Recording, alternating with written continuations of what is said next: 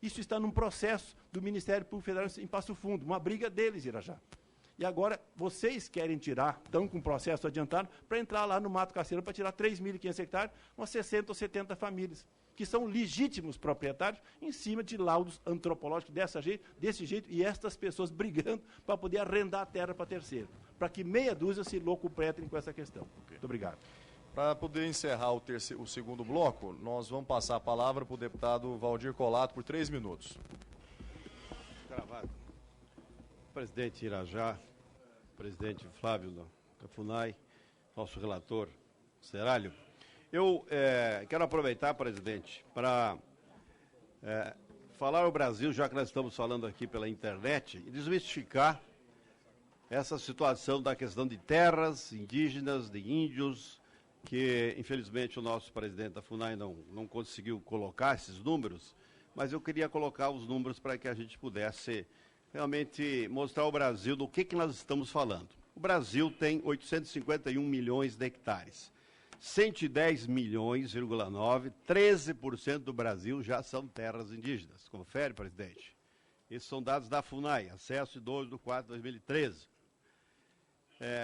Mais dados que nós temos que colocar em termos de Brasil, que precisa ser colocado com muita clareza.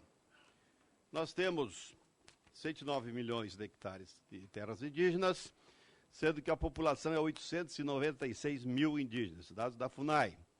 517 mil indígenas vivem em territórios indígenas, 379 mil vivem na cidade, explorando crianças e mulheres nas rodovias, nas áreas urbanas, como em Chapecó, por exemplo, que é só ir lá, as crianças exploradas por eles. Hectares por família indígena, 860 hectares por família indígena.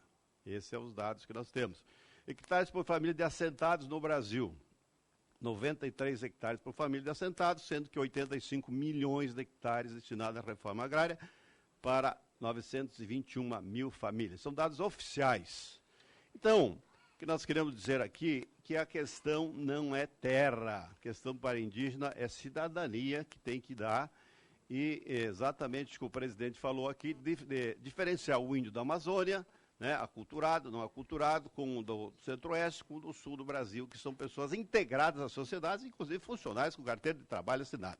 O que nós queremos, presidente, sendo bem claro aqui, é retirar a carteira da FUNAI dos indígenas e dar a carteira de trabalho, ou carteira de agricultor. Isso que nós temos que fazer no Brasil, para que esse Brasil possa mudar o que está aí. Então, essa PEC 215 que nós estamos discutindo, e a questão indígena, é para desmistificar esses dados que índio precisa mais terras, mais terras, mais terras. Não precisam.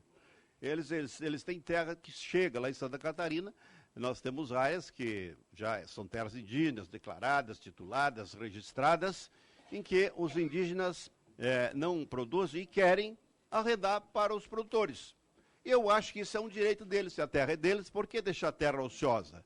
Se eles podem ter uma renda ali para buscar o seu sustento e sair da miséria que estão os índios brasileiros, que a FUNAI não cuida, lá para nós. Hein?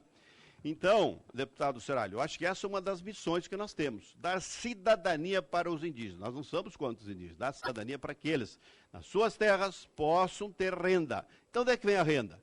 O arrendamento dos royalties de, sei lá, petróleo, mineral, ou da própria energia elétrica, que eles não têm, e dar cidadania para que a comunidade indígena, não caciques e espertalhões, que levem esses lucros para casa ou façam, né, ou gastem esse dinheiro na festa, como acontece, a gente sabe aí. Então, esse é um dos pontos que nós queremos colocar, bem claro. Um outro ponto que nós temos que trabalhar, e vamos trabalhar na PEC 215, é que nós temos que colocar lá na Constituição brasileira, né, as 19 condicionantes que o Supremo Tribunal Federal já disse o que é na Raposa Serra do Sol.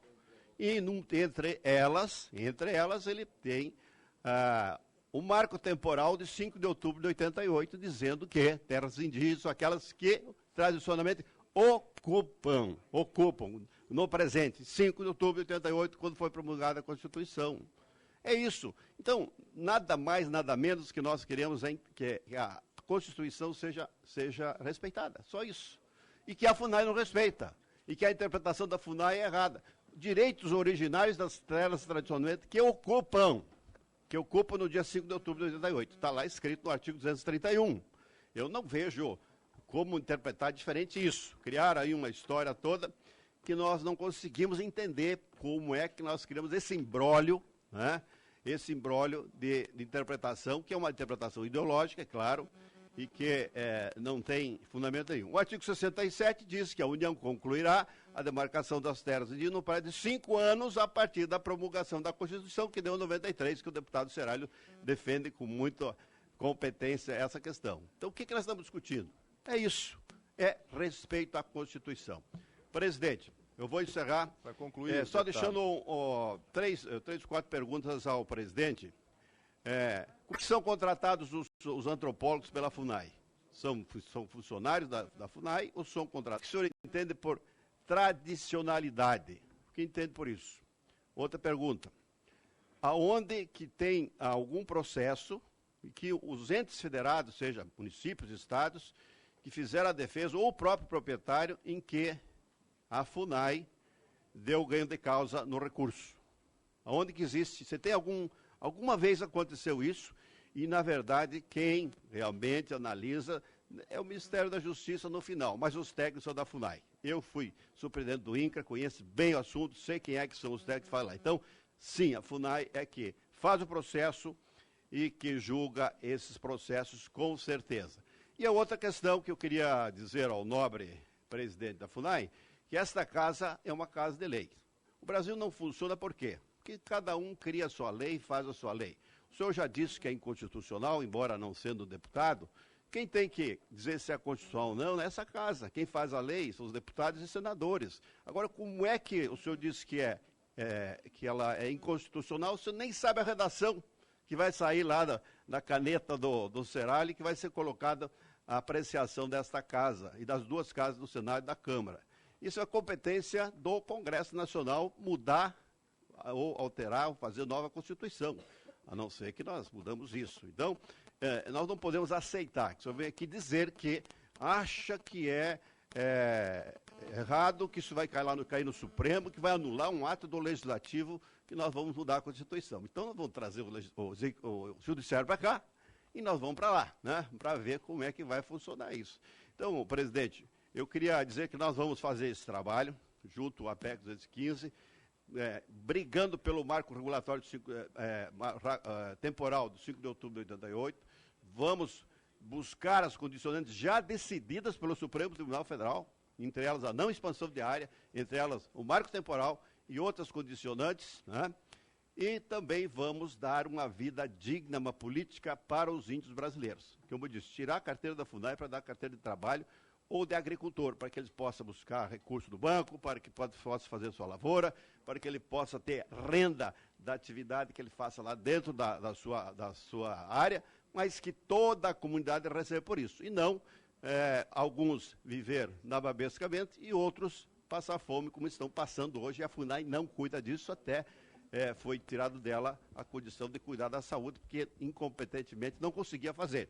Então, é isso. Nós queremos ajudar o indígena, aqueles que têm o direito. Agora, a questão da terra, para o agricultor, nós não abrimos mão de que a Constituição também seja respeitada no direito de propriedade, na segurança jurídica que ele tenha da sua propriedade, quando o Estado deu esse título para ele. Obrigado. Eu gostaria de fazer uma ponderação aqui aos nobres colegas, para que a gente possa ter uma audiência mais construtiva.